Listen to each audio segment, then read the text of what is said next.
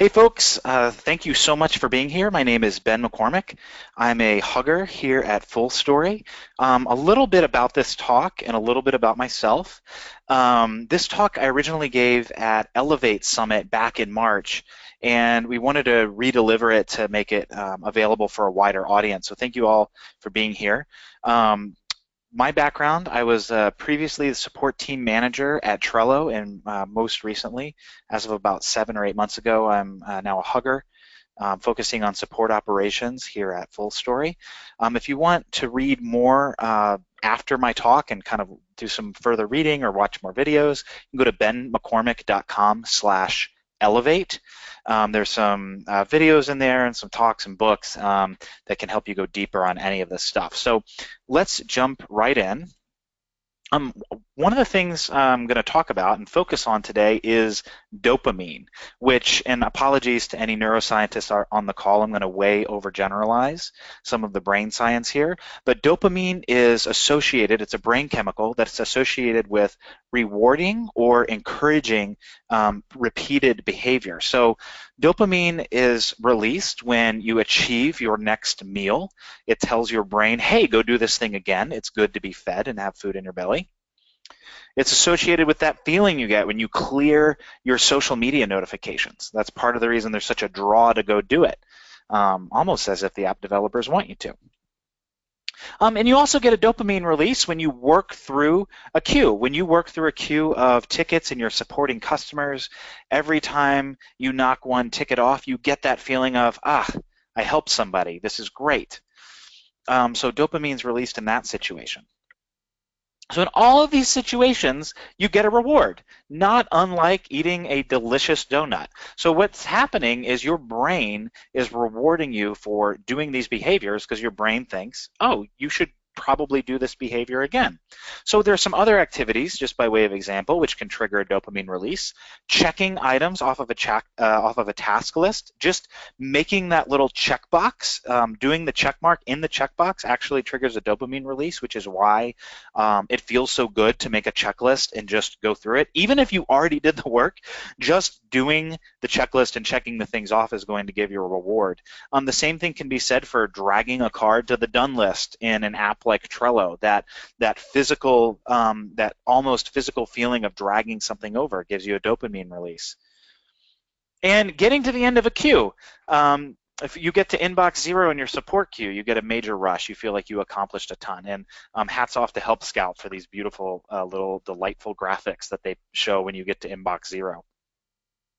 The problem is dopamine can be highly addictive. So while it's there to help reward us, there are activities that can actually hijack that reward process and push us into negative behavior patterns.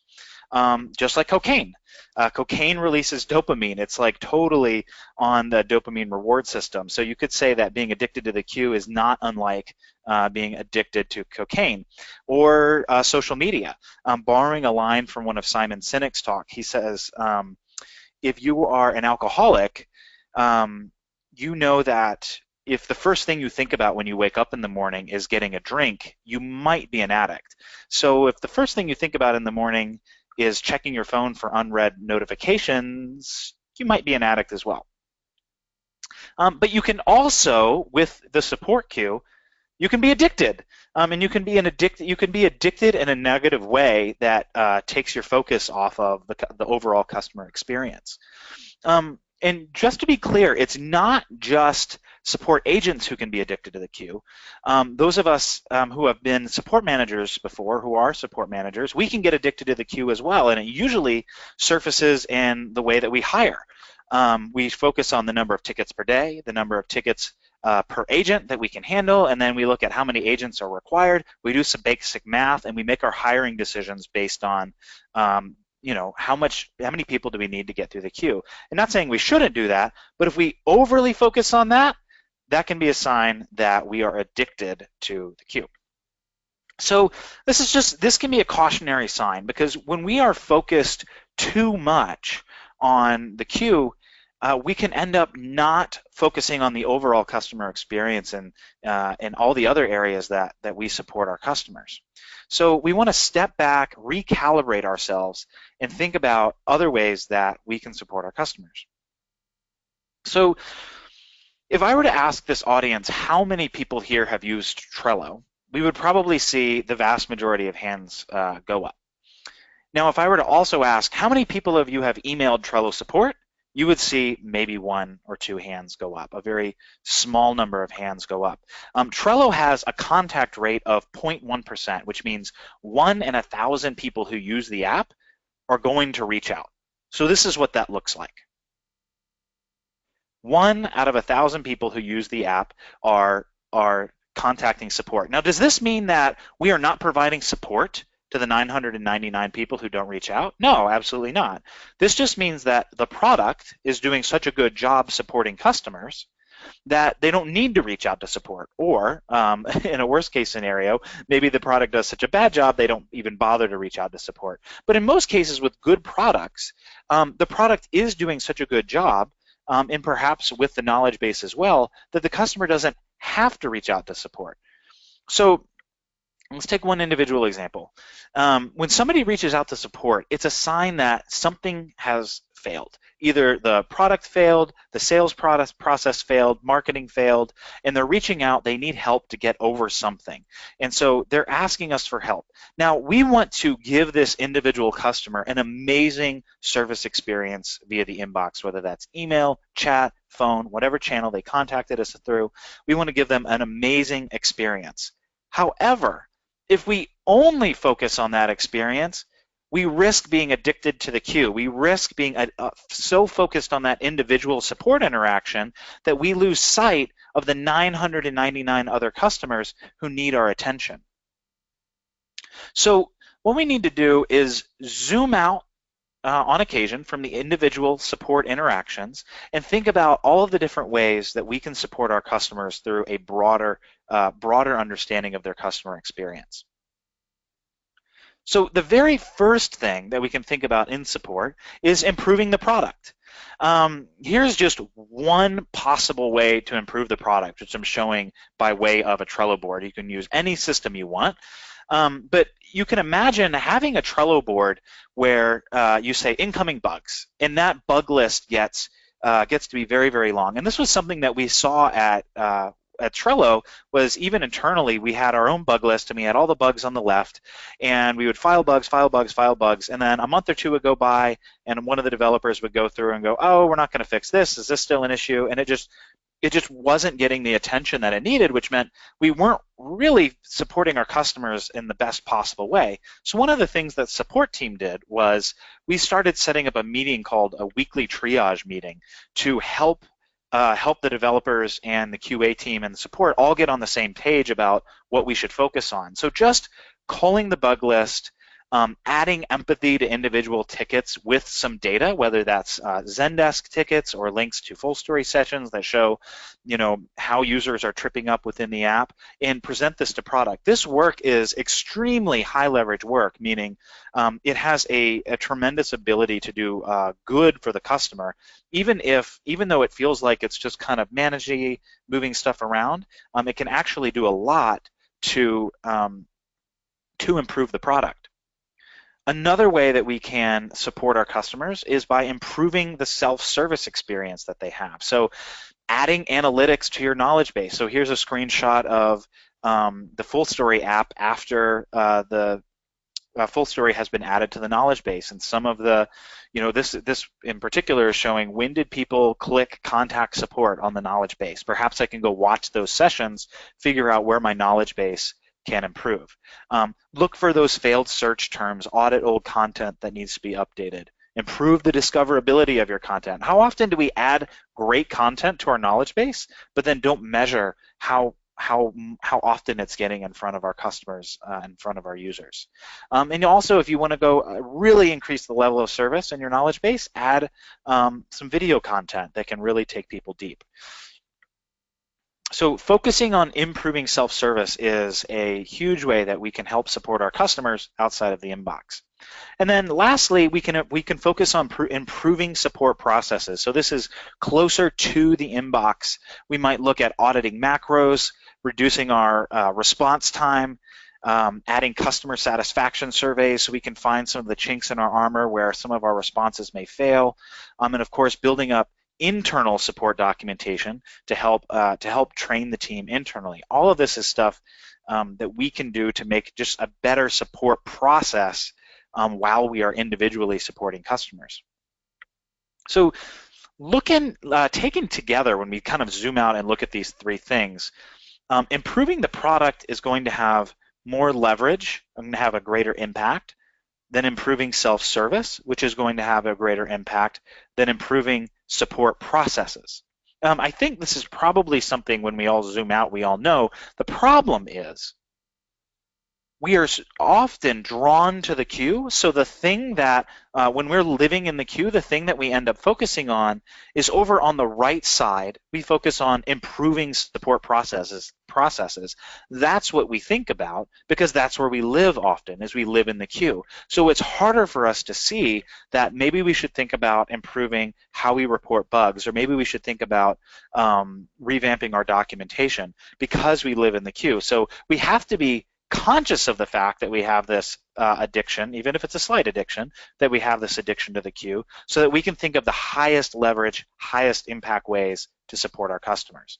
And when we do that, it's victorious, it's great, it's wonderful. When we're actually able to step back, break our addiction to the queue, that leads us to a much, much better customer experience for our customers. So I don't just want to say, yes, you should do this. Let's talk about some ways to go about doing that. We're going to talk about finding Slack, the concept, not the app, finding Slack, and then how to use this Slack to go produce output that is going to support our customers better. So we're going to focus on 4 things: finding time, identifying the output, doing the work, and measuring results. Now, the first one is finding time, and I want to point out some further study you can do in this area. In the link that I have at benmccormack.com/elevate, there's a video of Rich Armstrong, who's a former boss of mine, giving a talk at UserConf 2013 in New York City, where he goes super in depth into this concept of what Slack is and how to find extra development time. It's really, really good. So if this particular concept is of interest to you, I highly recommend checking that out. So this, and this is a simplified graph of how a support team might spend its time throughout the week. So you can imagine looking at this graph Monday through Wednesday and maybe even Friday. You're working on tickets for most of the day, and then about 2 hours before the end of the day, maybe things die down. You've mostly hit inbox 0, and you're kind of checking for things to get done. And you might try to fit in that extra work at the end of the day, but what often happens with roles where empathy fatigue may come up, so like where you're responding to a lot of customers throughout the day, is you might feel a little bit burnt out at the end of the day, and it might be hard to find that time. So one of the hacks that you can do, and this is easier if you have a team of people where you can divide up the time, is stack that Slack time on an individual day. You don't always have to take it, and maybe if somebody's on vacation, this isn't how you structure your week, but a lot of times the rest of the team can absorb the additional work without feeling burnt out or without feeling the pressure. There's a concept called Parkinson's Law, which states that the amount of work you have will expand to fill the time you give it. So, you know, if your average queue throughput is about 40 tickets per day, you may notice that some days you can handle 50 or 60 without really feeling burnout at all, and it's only when you get up to 80 that you feel burnout, depending on the type of tickets that you're answering. So if you have that kind of headroom, you may be able to stack your Slack time such that you're really making a focused effort in one particular day. And this can be a really great way to get a high amount of output with the limited extra time you may have in support.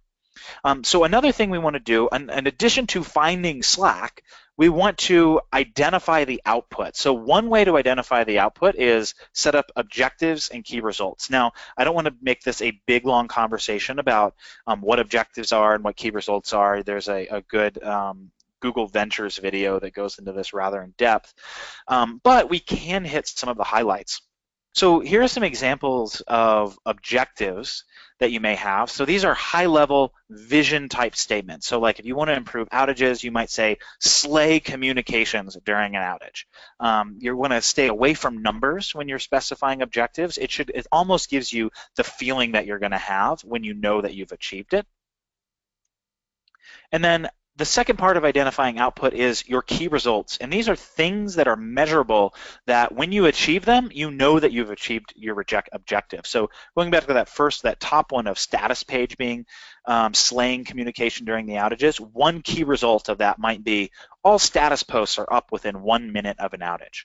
So you can with every objective, you can have multiple key results, usually probably about 3. So let's take an example here. Let's say our objective is to deliver A+ service for billing questions. We might say a key result for this is respond to all invoice requests within an hour. And this is taken from something that actually happened here at FullStory, the company FullStory, that we were needing to do a better job with our billing questions because people were emailing us with requests for invoices. So one of the key results we could have had was respond to all invoice requests within 1 hour. So I want to put this into the context of the other stuff that we just talked about. So we have the key result up top, and we have the options of improved product, improved self-service, improved support processes.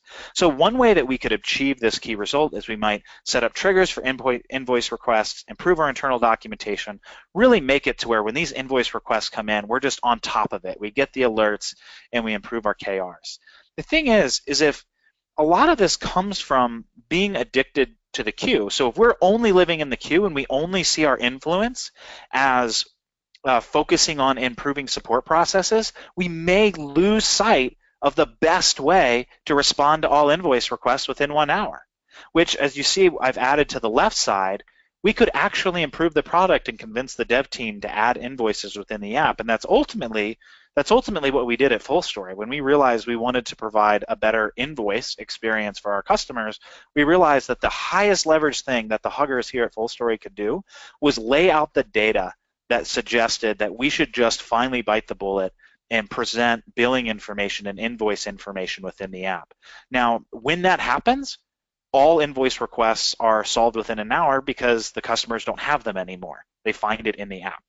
So when you're able to zoom out and think of how to solve problems in this, in terms of improving the product and self-service and improving support processes, you'll often find the best way to support the customer. So the third part is doing the actual work with whatever objective you find. You found the time. That was step 1. You found the time to do the work. Step 2 is you identified what you were going to do in that time. The third step is just to get down and get to work and get it done and ship. But you're not done. When you finish with the task that you said you were going to do, measure the results. Was this successful? Was this helpful? And I can't emphasize this point enough.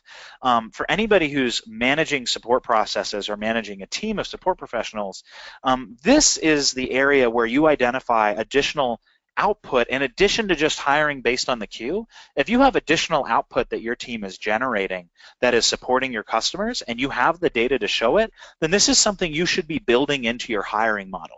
So you can see this obviously at very large support teams, for example, like with 100 people where they have dedicated people to documentation and the like.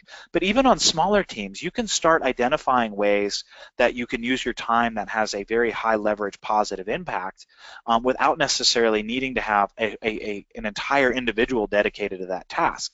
But when you measure the output and the successes associated with doing those tasks and how it supports your customers, you can make the case in your hiring model for bringing on people for those specific types of output. So in sum, 3 takeaways. When we're addicted to the queue, it narrows our focus. It makes it so that we can't see all of the ways that we can support our customers. When we break that addiction, it helps us improve the product, and improving the product means we can deliver a remarkable customer experience for all of our customers. So thank you guys for being here. I'm going to go look at questions in just a second. I'll leave this slide up. benmccormack.com/elevate again. There's some further reading there. I recommend checking out Rich's video, Simon Sinek's book, the talk that he gives. There's a YouTube video where he talks about Leaders Eat Last. The book is also good, but if you've got 45 minutes, his talk is good.